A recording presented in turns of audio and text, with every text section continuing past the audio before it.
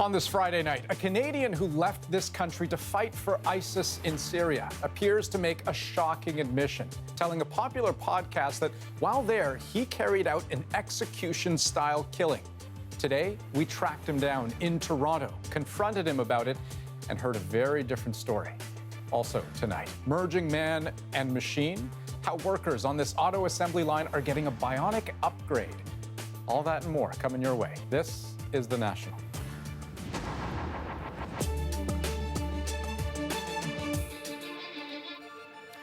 New and stunning details have emerged about a Canadian who went to Syria to join ISIS in its bloodthirsty version of jihad. He's also a young man who's back here, living in Canada, and who has spoken to us before. There was also beheadings too. His nickname with ISIS was Abu Huzaifa al-Kanadi. Last September, on a promise to keep his identity confidential, he revealed to us how he traveled to Syria and joined the ISIS morality police. Back then, he said he witnessed horrific acts, but never killed anyone himself. Canadians shouldn't see me as a threat because of the reason I grew up with them, and Canada has a huge role in what I am now too. But now we're hearing a different story. On the New York Times podcast, Caliphate, Abu Huzaifa said this. This guy was a drug dealer. I had to stab him in the heart. The blood was it was warm. And it sprayed everywhere. And the guy was crying and screaming. Huzaifa described taking part in a kind of execution of men who resisted ISIS. Now, we have John Lancaster joining us right now because, John, you originally spoke with Abu Huzaifa for CBC, and you tracked him down in Toronto today to confront him about this apparent confession. So when you did that, what happened? How did he react? Well, we put it to him several times directly, Andrew. How could you say these things if you didn't actually do them? He says he doesn't deny saying them, but he's insistent that he didn't actually do those things. He says he was interviewed for this podcast quite a while ago, back in 2016, 2 or 3 weeks after he'd returned from Pakistan after fleeing Syria and fleeing ISIS. He said at the time he was suffering from PTSD, having flashbacks from the horrors he witnessed, and using hard drugs to essentially try to self-medicate to get these demons out of his mind. When I pressed him, though, again, I said, these are very graphic details you've described. How is it that you could describe in such detail, yet you didn't do it? He told me I was describing what I saw. He said, basically, I was close enough, Andrew, to think it was actually me. Okay, and so what is the situation now exactly? I mean, he's in Toronto? Yeah, we walked into this suburban Toronto restaurant, and he looked over his shoulder, saw us. At first he smiled, then realized why we were probably there. This isn't someone who looks like an ISIS soldier. He's a 23-year-old man studying at university, clean-cut, well-spoken, very soft-spoken, and in fact, at one point actually broke down in tears today when discussing this. It's clear he's hoping to move on to his life, but it's not clear if that's going to happen, especially after these latest revelations. Right. So, John, I mean, he gave you an explanation, but given what he has apparently confessed to, has he been approached by police? He's been interviewed several times, he said, by police. Shortly after we interviewed that interview in 2017, he said he was contacted by the RCMP, who figured out who he was and where he was. But he said since then, nothing. Today, though, after these podcasts surfaced and were aired and raised in the House of Commons, he said he got a call from CSIS, and they plan to pay him a visit next week, Andrew. Okay. John Lancaster reporting tonight. Thanks very much. Okay. Now, at this point, you may be asking, why aren't we revealing who this man is, given the severe nature of what we just heard? Well, let's start from the beginning. Abu Huzaifa trusted the CBC to protect his identity. That's something we take extremely seriously. But trust is a two-way street. And the New York Times podcast clearly contradicts what he told us on some pretty critical details. So we are now trying to nail down the truth and may revisit our arrangement with him. Meanwhile, as you heard, his identity is known to law enforcement, and so far he has not been charged with a crime. As the story evolves, we will keep you updated. But that hard facts on Huzaifa may be hard to come by didn't seem to stop the fallout from spreading in Ottawa. Evan Dyer takes us there. This brought some pointed questions for the government today in the House of Commons, with Conservatives asking, how can a man who brags about committing war crimes for ISIS be walking free in suburban Ontario? This individual described how he executed individuals by shooting them in the back of the head. He said that the people he was shooting deserved it, and he said, I know I won't be held accountable. He said that at least twice. What I can say, Mr. Speaker, is that CSIS, the RCMP, and all the related security and police agencies of this country are doing their job and taking all of the steps necessary to ensure that justice is enforced. But that's not good enough. This guy is apparently in Toronto. Canadians deserve more answers from this government. Absolutely. Why aren't they doing something about this despicable animal? One former CSIS analyst says returnees like Abu Huzaifa are an example to other would-be jihadis. The guys that return are heroes. They've been there, done that, got the T-shirt. They've amazing exploits on behalf of a terrorist group, and they act as inspiration for others. So if nothing happens to this individual, and he deserves his day in court, don't get me wrong, this should be a fair and transparent process. But if nothing happens to him, the message is it's okay to join a terrorist group, which is an offense. It's okay to travel abroad, which is an offense. It's okay to kill somebody, which is an offense. And nothing's going to happen to you. It's important to note that whether Abu Huzaifa committed this murder or not, he's also confessed to several other crimes. Just traveling to Syria to join ISIS is a crime that carries a potential 10-year sentence, although to date, no one's been convicted of that. Evan Dyer, CBC News, Ottawa. And on that note, there is another question here. If we look at the big picture, how many others like Abu Huzaifa might be out there? Well, according to a 2017 government report, there were about 190 so-called extremist travelers with links to Canada suspected of engaging in terrorist activity abroad. And the government is aware of about 60 that have returned to Canada. Now, Syria is also in the middle of escalating hostility between Israel and Iran. Today, both the U.S. President and British Prime Minister called Iran's attacks on Israel destabilizing, but avoided criticizing Israel's counterattacks on Iranian positions in Syria, which, by the way, is still in a brutal civil war of its own. Margaret Evans went to one village torn apart by the fighting. Hollowed-out streets on the way to Yalda, a town wedged in with a handful of others on the outskirts of Damascus. This is day one of what Bashar al-Assad supporters call the village's liberation, and we've been invited to a flag raising. Earlier this week, after a major government offensive, some 10,000 rebel fighters took up the offer of passage out of Yalda, boarding buses to a rebel-held area in the north.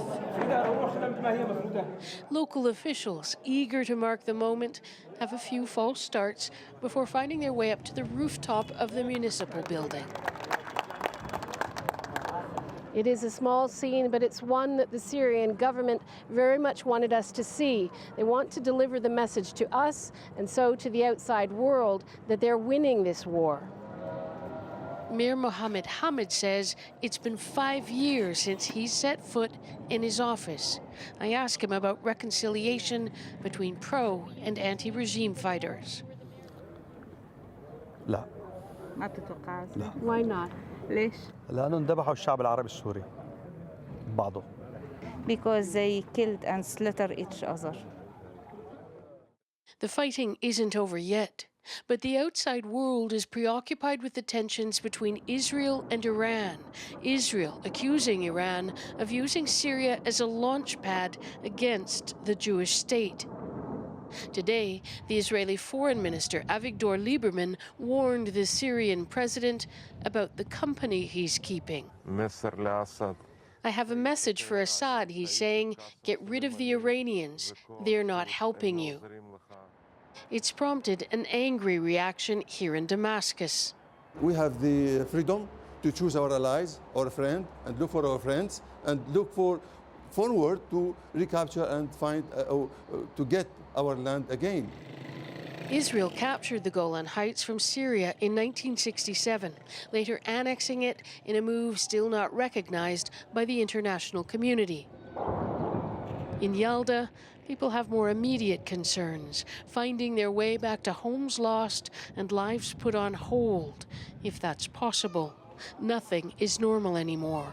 The thud of airstrikes goes unnoticed, kids play with an old lathe locals say the rebels left behind, used to make mortars. Margaret Evans, CBC News, Yalda. Here's a quick look at what's ahead on The National. A CBC News investigation raises serious questions about the way one company is selling its cannabis extract. Also, residents of Megantic are happy that train tracks will never return to their town. But is rerouting the tracks just rerouting the problem? But first, 3 people from Canada are speaking out after one day leaving an Airbnb and then being confronted by police. Now, how such a seemingly trivial act led to such a serious encounter has a lot of people in the U.S. talking about racial injustice. That's because the neighbors who called the cops were white, and those visitors from Canada are not. The CBC's Stephen D'Souza spoke with them today. I thought that we were going to be shot. That was my first reaction. It's been almost 2 weeks, but the incident involving Kelly Fife Marshall is still fresh in her mind. For real. She was part of a group of friends, 3 black and 1 white.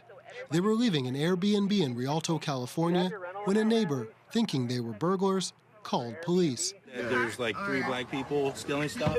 Stealing stuff? Yeah, like breaking into the house and taking. No, we're taking our suitcases out of the house. Right. Their video of the incident went viral, in part because one woman in the group is the granddaughter of music legend Bob Marley. When the officer jumped out of the car and started to point, hands up! Hands up! And everybody's hands started to go up. You're talking to Bob Marley's granddaughter? Awesome. She says that fact helped make sure the situation ended peacefully. But she says not everyone in America is so lucky. So they're speaking out about what happened and threatening the Rialto police with legal action. We're very conscious that in these moments we have a platform and we are brave enough to use it to be a voice on behalf of those who did not live to tell their story. But what Denisha Prendergast and her friends describe as traumatic, Rialto city officials say was well handled, releasing body cam video showing what they describe as a jovial encounter. Our officers that were involved in this situation handled the call for service with dignity, respect, and the utmost professionalism. Fife Marshall says her good nature in the police video was her way of coping with the indignity of being pulled over. And it's one of the instances I'm going to laugh or I'm going to cry, and so I laughed. They say their message is a serious one, that racial profiling must stop, and those who call police on black people in these situations need to be held accountable. It's unfair for one person to have that amount of power over somebody else's life and destiny. Prendergast says everyone needs to speak up. Everybody loves my grandfather's music, but when it comes down to the actual fight and to the actual call to action that it sends to you, people don't want to stand up. They say being surrounded by police just for doing everyday things should not be the price of being black in America. Stephen D'Souza, CBC News, New York. Now, racial profiling has been in the news a lot lately. I'm not taking your picture. This is Facebook Live. Here's what we're going to do. That's fine. Now, Steve mentioned an incident at Yale. On Tuesday, that's where a white person called campus police after she found a black woman asleep in a common area. She was a grad student there, but officers demanded to see her ID even after she unlocked her own dorm room to prove she wasn't someone who had just broken in. Video also surfaced this week of an officer pretty aggressively arresting a black man in North Carolina. According to witnesses, it started with an argument between that black man and a restaurant employee. Then came police and the takedown. The suspect was dressed up because he'd just been at a school prom. Yeah, actually, we're just going to check your pockets real quick. Almost 2 weeks ago, at a Colorado university, police questioned and searched 2 indigenous teenagers. Another parent had called the officers, complaining the 2 brothers were creepy and stood out. But they were just there for a tour. They were considering enrolling. In Alabama, about a week earlier, police were recorded throwing a black woman to the floor of a Waffle House restaurant. They grabbed her throat, threatened to break her arm, and in the scuffle, exposed her breast. In that case, police defended their action, saying their officers were in the right and that the woman had been drunk and disorderly. There are 2 black guys sitting here meeting me? And all of this comes after last month's Starbucks incident in Philadelphia, when police arrested 2 black men who'd been sitting at a table without making a purchase. They'd asked to use the bathroom, but were told it was for paying customers only. They were eventually released without charge. And today, Starbucks announced that all of its bathrooms will now be made available to anyone, whether or not they've bought anything. Well, in the world of alternative medicine, something called cannabidiol oil seems to be the elixir of the moment. It's a cannabis extract being touted as a miracle treatment for everything from anxiety to cancer. CBD has anti-proliferative effects, which means it can stop tumor cells from spreading. So this is a video uploaded last week on Facebook by a group called Herb. And in that short time, it's racked up more than 3.5 million views, which is quite a bit. But the real health benefits of so-called CBD oil are still very much an open question. And as Katie Nicholson tells us, the lack of science hasn't stopped many from buying in. Sun-kissed on an organic Kentucky farm, carefully extracted in a lab. Hempworks cannabidiol oil makes big promises. It's the highest quality, most pure, most natural, and most effective CBD that's on the planet. The problem is, that's not the only thing Hempworks has to say about its product. The fine print may say it isn't intended to treat, cure, or prevent disease, but that's on a document making serving suggestions. Daily amounts to take for conditions such as epilepsy, multiple sclerosis, schizophrenia, and glaucoma.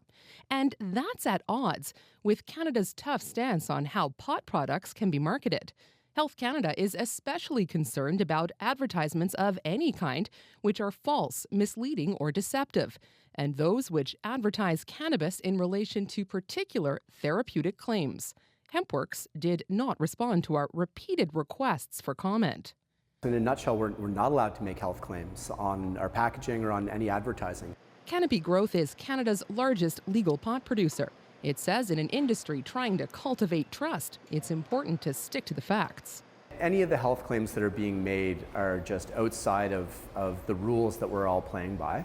This Hempworks training webinar instructs salespeople to avoid words like cures, prevents, diagnose, and treats. Now, what you can say to build excitement and say it in the same way is research suggests, studies show, different users of these products are claiming. Kind of weird. As soon as We showed that to professional medical skeptic Dr. Jen Gunter. So it sounds the same, and that's what's really concerning, right? So to somebody who doesn't have a medical background, that does sound exactly like, oh, there's good studies, but it's completely different. It's really, glossing over the edges, and it's a little bit of almost like a shell game. However they phrase it, are cannabidiol producers blowing smoke with their health claims? We also seem to have preliminary evidence, and I want to stress that word preliminary, that cannabidiol might be useful. Robert LaPrairie researches cannabidiol and says those preliminary studies suggest it could help a number of conditions, including epilepsy. It's just too soon to say for sure. As a scientist, I would say that the jury is still very much out on what we have good evidence-based medicine for. And we have Katie Nicholson joining us now. So Katie, what about this whole equation changes when pot becomes legal in this country? You'll be able to buy CBD oil alongside your recreational pot products, but those medical claims, they still will not be able to be made about the products until the evidence supports those claims. And claims aside, how are Canadians even getting this stuff from Hempworks if cannabis products aren't legal yet? Well, technically, you should only be getting it with prescription, but it's kind of the wild, wild west right now. Hempworks, for example, the company we looked at, its representatives in Canada were telling people it was 100% legal. But when we spoke with Health Canada, they said, no, it's not approved for sale in Canada, and it's actually illegal to ship it across the border. Law enforcement should even get involved if they're aware of the sales. So what we did is that we did reach out to Hempworks. They didn't really get back to us, but this morning they sent out a note to their affiliates saying they were going to suspend the importation of their product in Canada until they get a permit, something they say they applied for 9 months ago. Okay. Katie Nicholson, thanks very much. You're welcome. And here's what else we're working on tonight on The National. What do NAFTA and the romance novel industry have in common? They've both been disrupted by U.S. President Donald Trump, of course. We'll explain. Plus, the Winnipeg Jets are heading to the Western Conference Final. You'll meet some Jets fans who have been waiting for this moment. And cyborgs on the assembly line. I try out a mechanical solution to help automotive workers in this episode of The Fix. It's kind of like I'm just resting my arms on a ledge without having to hold them up. So I feel like I could do this for a pretty long time.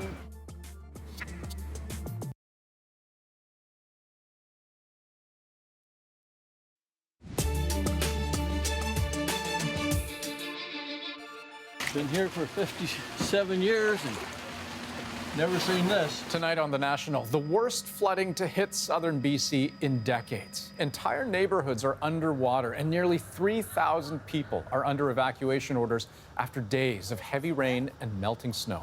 This one all right? Here's the scene today in Grand Forks, a community near the U.S. border, about 200 kilometers southeast of Kelowna. Waters there rose so fast last night that some people became trapped in their homes. So crews were busy today tracking down those people needing rescue as others raced to try to stop floodwaters from spreading.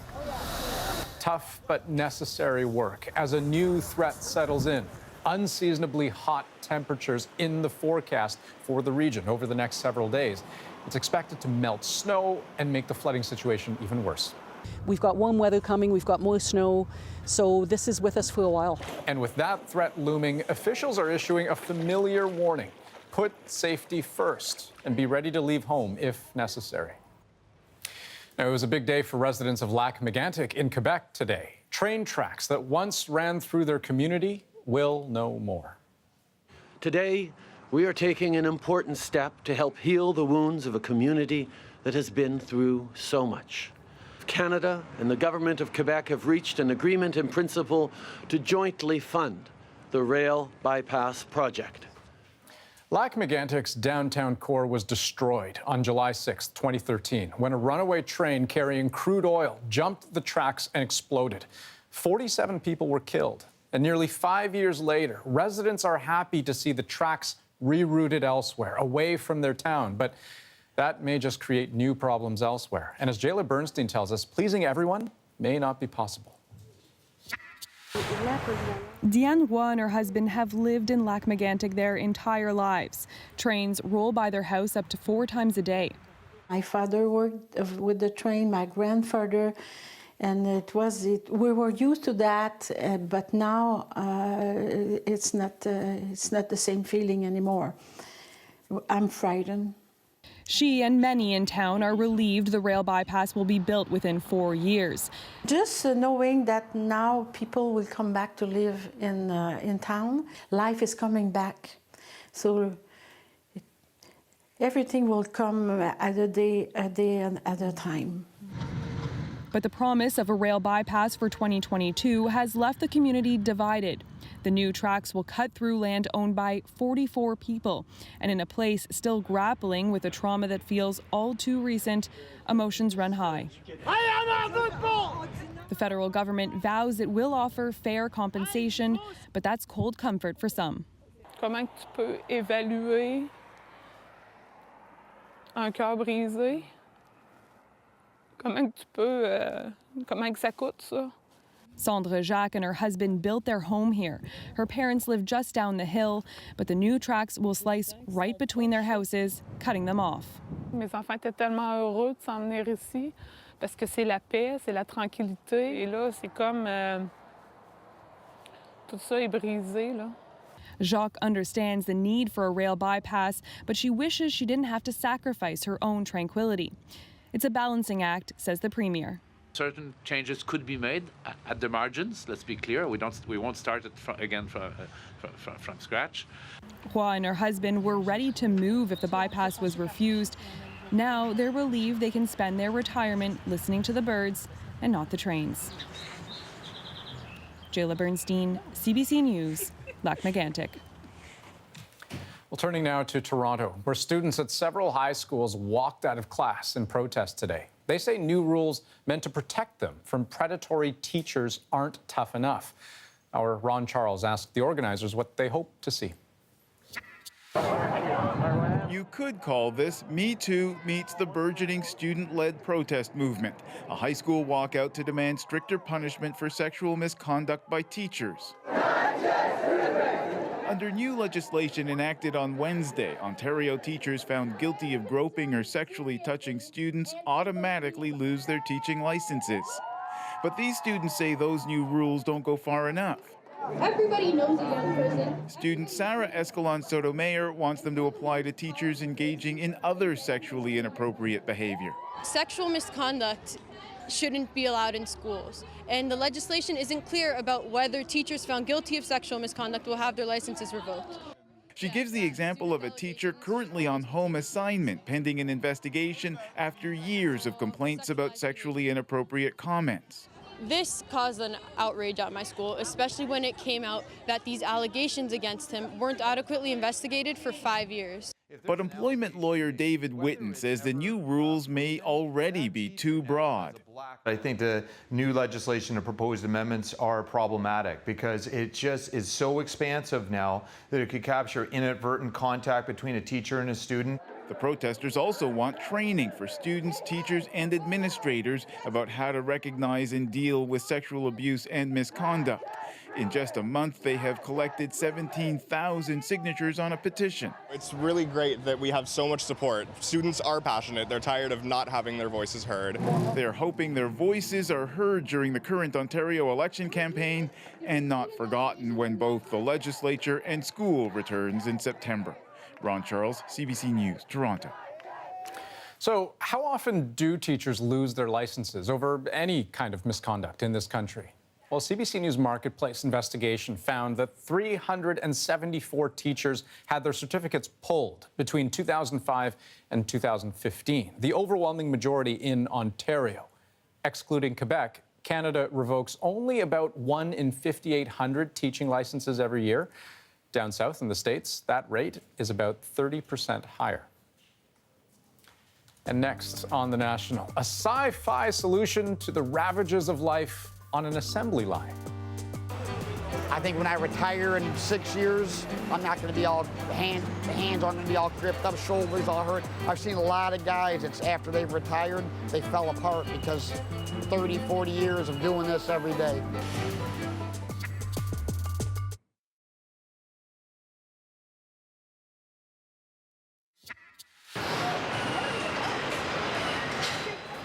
Welcome back. The Ford Motor Company is wrapped up in a bit of a science experiment at the moment, but its test subjects are not the cars themselves. They're focusing on the people who build them.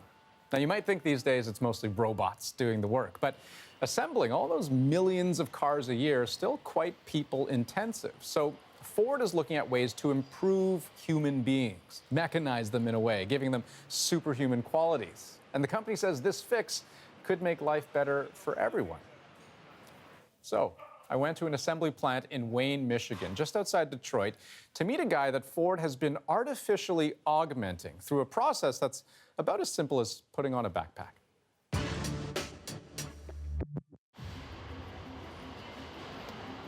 The modern-day assembly line, millions of moving parts, and a real marriage of man and machine. More than 1,000 humans work the line here, and they are everything machines are not. Intelligent, adaptable, but also fundamentally flawed. Oh, you're exhausted at the end of the day. My wife would say, hey, honey, let's go do something on a Wednesday night, and she'd see me walk in the door and knew I was going to tell her no, I was just too tired to do anything. My name is Paul Collins. I started working here at Ford Motor Company in 1995 in January. 24 years. Paul's learned a lot about assembling cars in that time, and the lesson that stands out, it's painful work. I was going home at night, flopping down on the couch. I was icy hot in my neck every single night. And that's hard to explain pain, but it's just, you're tired, you're exhausted, you're fatigued. So we're all on the same page. Paul does very little heavy lifting. It's actually kind of the opposite. A small tweak here, a little twist there. But consider this, every 50 seconds, another car goes by. You get in, you do your thing, you get out. Now do that for hundreds of cars, 10 hours a day, 5 days a week, for years. There is a body-breaking rhythm to this job. We're programmed to do the same thing every day, all day, same process, nothing changes. And I thought to myself, do I want to do that? If you take a look at the body parts that are being injured the most, if we look through the injury data we've got, it's low back and shoulder. This is Marty Smets, a car guy, ergonomics expert, and number cruncher. And the problem with the shoulder is that once it's injured, it takes a long time to return to full functionality. And it's very costly. Depending on the length of time you're off work, it can be between $30,000 and $100,000 to repair a shoulder injury. $100,000 just for everyday wear and tear. But that's just the fact of being human, right? Maybe not. Augmenting the human provides the best of both worlds. Which brings us back to Paul. He's among the very first to pilot a relatively new way of merging man and machine on the job. He's wearing an upper body exoskeleton, a bionic vest. They said you might feel better at the end of the day, and anything that's going to make me feel better at the end of the day, I'll give it a try. To get a closer look at the vest in action, we're allowed right onto the moving assembly line. The only rules, watch your head and try not to scratch the paint. Before you had the vest, how would it feel doing this over and over again? Well, you're holding up your arms, you're doing this all day long. How heavy is this tool that you're holding? 3 pounds, maybe. 2 pounds? About 3 pounds, yeah. I bet after a full day holding that above your head, you definitely start feeling it, huh? Yeah, you want to. Oh yeah, that's heavy. Slowly begins giving you lift assistance, so it's almost as if someone's lifting your elbow up from below. Can you show me the vest, how I would it love works? to. Yeah, I'd love to, Andrew. All right, let's go do it. Let's just put it on like a backpack. The genius of the design is how uncomplicated it is. There's no fuel, no battery, no electricity at all, just springs. So let me turn it on for you. Okay. Okay, so if you just put your arms straight down. It's what they call a passive device, completely unpowered, but it gives enough lift to make your arms and any tools you're holding feel weightless. Oh wow, it just sort of lifts your arm up. It supports the way your arm. To be clear, infinite strength this is not, but infinite endurance? Getting there. So this is actually kind of interesting. So the way I have my arms right now, I can feel the most activation. So it's kind of like I'm just resting my arms on a ledge without having to hold them up. So I feel like I could do this for a pretty long time. This vest is just one small slice of an ever-expanding world of collaborative machines. Take the RoboGlove, for example, developed by GM and NASA. It takes a person's grip strength and amplifies it. Overseas, Audi and BMW have tested a so-called chairless chair. You can see why that might come in handy. And at Cornell University, a wearable robotic arm. Because who wouldn't want a third arm? And yet it was obvious from the start that not everybody here would be keen to let Ford artificially augment their abilities. So the union, too, was brought on board from the get-go. So we got strict guidelines on how this will be used. We don't want the worker being told, hey, you can work a little faster, or you can lift more parts or more weight. So you have that in writing? We have that in writing. It's strictly a device that you can wear as an operator if you want, or you don't have to if you don't want to wear it. And that is why some outsiders looking in don't see this as making machines of men, at least not yet. Labor professor Merrick Masters has followed these trends for years. One can always look at it from a 1984 perspective or a Brave New World perspective. But I look at it from a more positive point of view, that this is taking advantage of technology and trying to use it for a good purpose, to make the quality of work life and reduce injuries better. And wouldn't we be foolhardy not to take advantage of that opportunity? I think when I retire in 6 years, I'm not going to be all hands aren't going to be all gripped up, shoulders all hurt. I've seen a lot of guys, it's after they've retired, they fell apart because 30, 40 years of doing this every day. Back on the chassis line, Paul sees this fix quite simply. It works, so why worry? He thinks his life would have been much different if he had something like this 24 years ago, but no point looking back now. Only forward. My grandson Jaden, he's 10 years old. He's into flag football, he's into wrestling. So when my grandkids are home and they're over at my house, and I come in, they're grandpa, they're running, they jump on me because grandpa's supposed to be able to do that.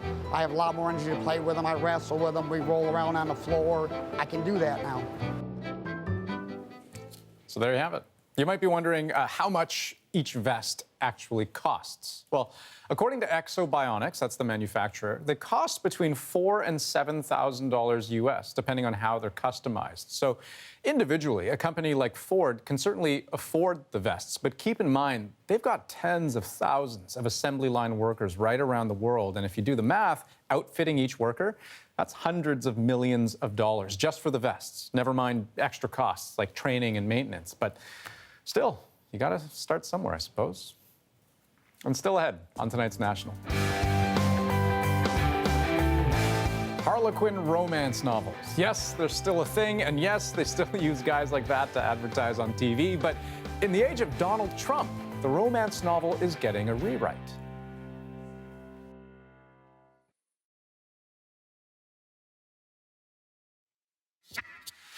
The negotiation will take as long as it takes to get a good deal. It's going to take as long as it takes to get a good deal, and it's going to take as long as it takes to get a good deal.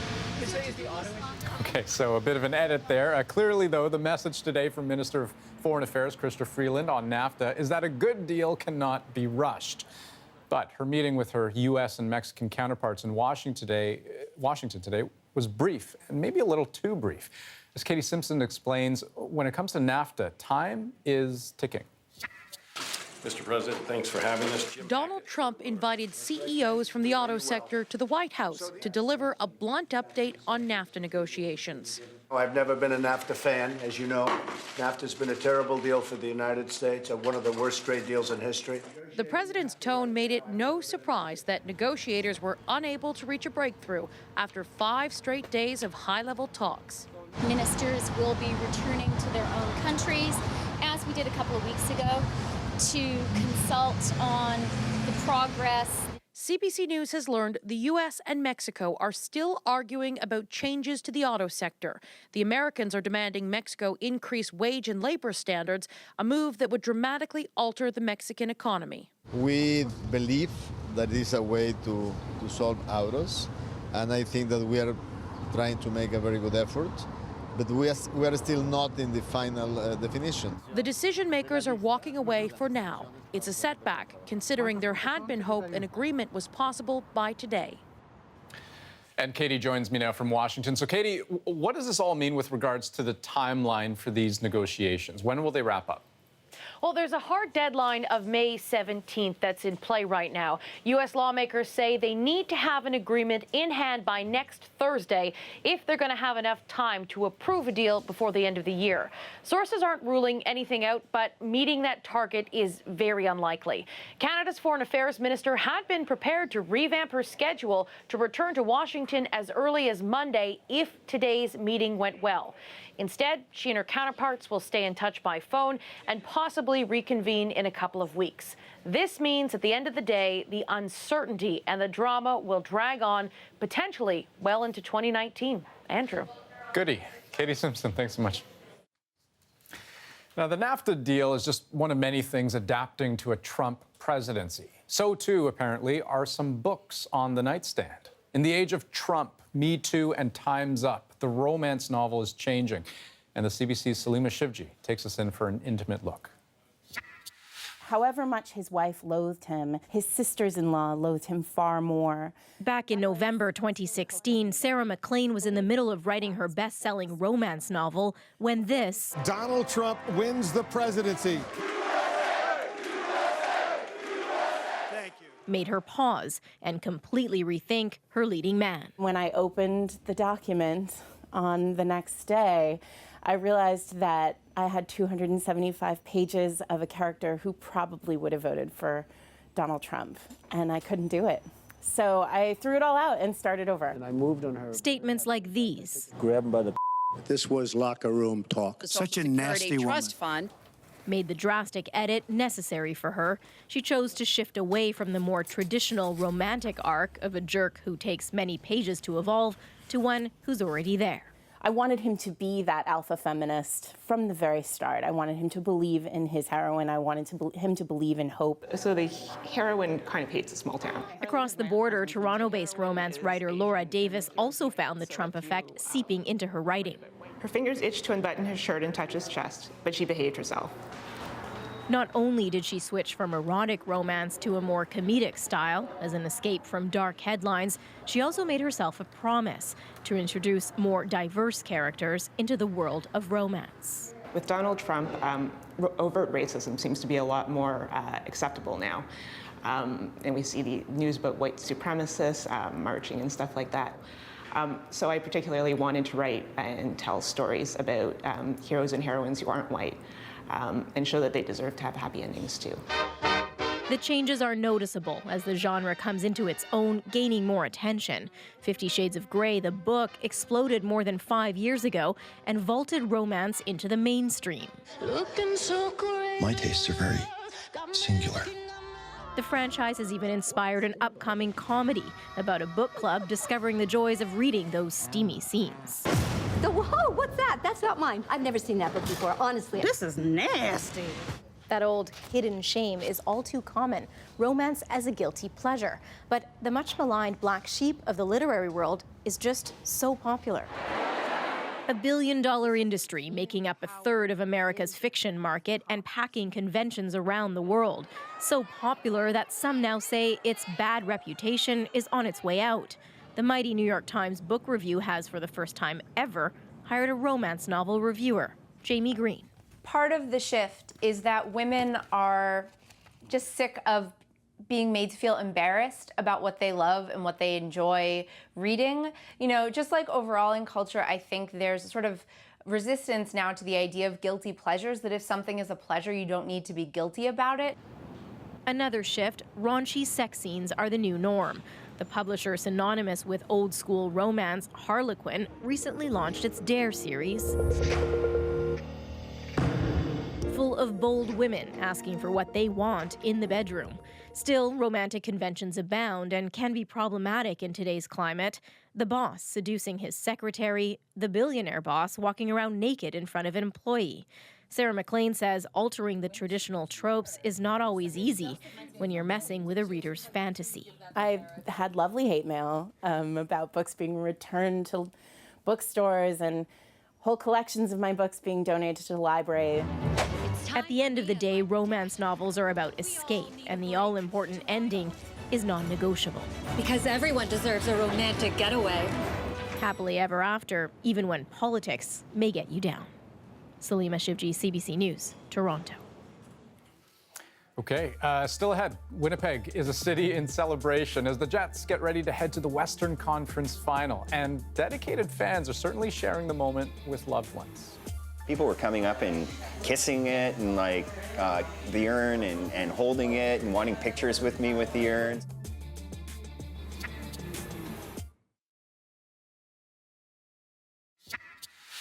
The Winnipeg Jets are going to the Western Conference Final. Well, the Jets certainly came through when it counted last night. Their reward will be an encounter with the team from Sin City. The next round against the Vegas Golden Knights opens in Winnipeg tomorrow. As Karen Pauls tells us, if fan loyalty is anything to go by, the Jets may have the edge. As soon as that final buzzer went on Game 7, Winnipeg Jets fans congregated where they always do for big moments at the iconic intersection of Portage and Main.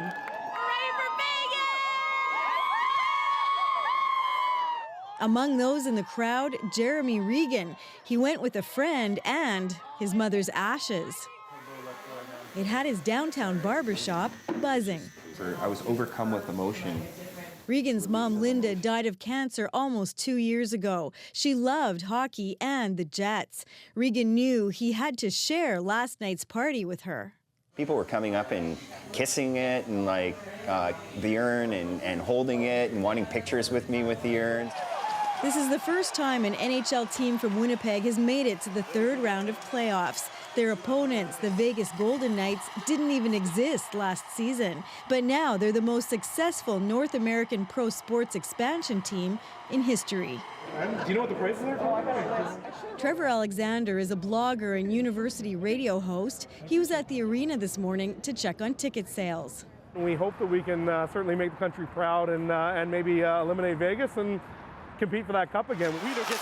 Jets captain Blake Wheeler says they're expecting a tough matchup. coming into the playoffs. I mean, that team had quite a bit more playoff experience than our team. Forward Mark Scheifele knows what's at stake. It's been 25 years since a Canadian team won the Stanley Cup. Feels good to be a Canadian team, going this far. Was she a big Jets fan? Yeah, she got me into hockey. Back at the barber shop, Jeremy Regan says the Jets are doing more than just playing hockey. It just brings us together on a human kind of level, right? And if the Jets go all the way, Mama's coming back to Portage and Maine. Karen Pauls, CBC News, Winnipeg. Well, it was a year ago this week that Donald Trump fired James Comey. And it's now, all this time later, the former FBI director is sharing his side of the story in his book, A Higher Loyalty. That's what recently brought him to Toronto, where he sat down to talk with CBC Radio's Pia Chattopadhyay. And that is our moment of the day. When that email case was open, my deputy director looked at me and said, with a wry smile, "You know you're totally screwed, right?" It was a nightmare for me. It still is. But I honestly can't say that I would do it differently if I had to go back. Truth is the central value in the FBI, and I hope in my country and this great country that it matters. We are all becoming numb to the melting of that central value, of that truth. We are all overwhelmed with falsehoods. When I see the leader of the country constantly attacking that rule of law, I worry for the future. Donald Trump will pass from the scene in the United States. The question is, what have we learned from this time? What I'm trying to be part of is making sure we have a conversation today so that we emerge from this period, which I liken to a forest fire. There'll be lots of growth and all kinds of cool things, but so that we minimize the damage and accelerate the healing coming out of this. So I will say this, I've seen a few Comey interviews now, some of them quite serious, others quite silly, like the ones he's done on late night TV. And it's been quite striking to see very different sides of James Comey, none of which are similar at all to the side of him we saw while he was FBI director. But I suppose the difference now is that he has a book to talk about. That is The National for this Friday, May 11th. Thanks so much for joining us. Have a great night.